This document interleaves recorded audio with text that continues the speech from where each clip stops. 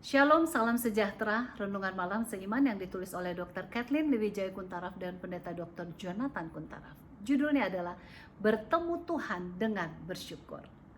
Masuklah melalui pintu gerbangnya dengan nyanyian syukur, ke dalam pelatarannya dengan puji-pujian, bersyukurlah kepadanya dan pujilah namanya. Mazmur 100 ayat 4.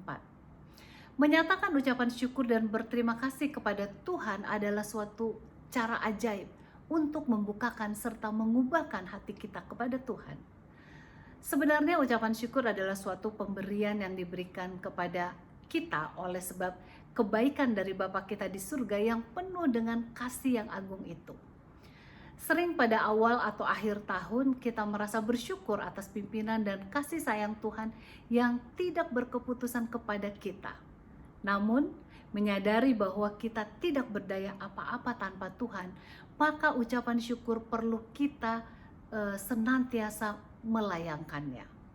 Nah, sebab kita menyembah Allah, pencipta langit dan bumi, raja di atas segala raja, yang telah rela datang ke dunia ini untuk menjangkau kita, manusia yang berdosa ini, agar kita mendapatkan keselamatan. Sungguh, kita mempunyai Allah yang patut kita syukuri dan memujinya dengan sepenuh hati. Melalui karunia bersyukur kita diingatkan akan kebaikan Tuhan yang tidak terhingga. Melalui ucapan syukur kita dapat merasakan sukacita yang besar karena hubungan kita dengan Allah Pencipta akan membawa pembaharuan pikiran dan hati kita. Sama seperti ayat inti di atas yang kita sudah baca menyebutkan, masuklah melalui pintu gerbangnya dengan nyanyian syukur, ke dalam pelatarannya dengan puji-pujian. Bersyukurlah kepadanya dan pujilah namanya. Bila kita menghadap Allah dengan ucapan syukur, maka kita akan lebih mengenal kebenarannya, serta tabiatnya yang penuh dengan kasih yang sempurna. Mulailah hari kita dengan doa, ibadah, membaca firman dan bersekutu dengan Tuhan melalui ucapan syukur. Maka kita akan merasakan enaknya berjalan dengan iman kepada Tuhan dan nikmati dunia ini. Memang kita hidup penuh dengan tantangan, apalagi dalam masa pandemi ini.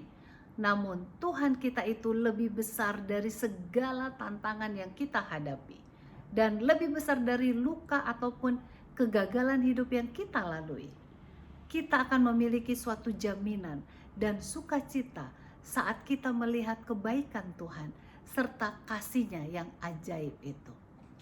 Sebab itu, marilah kita ikuti ajakan Rasul Paulus dalam Efesus 5 ayat 20. Ucaplah syukur senantiasa atas segala sesuatu dalam nama Tuhan kita, Yesus Kristus, kepada Allah dan Bapa kita. Hati Anda akan dipenuhi dengan perasaan sukacita bila Anda senantiasa bersyukur. Ingatlah, segala duka cita, kesusahan dan keluhan akan lenyap bila kita senantiasa mengucap syukur kepada Allah Bapa kita.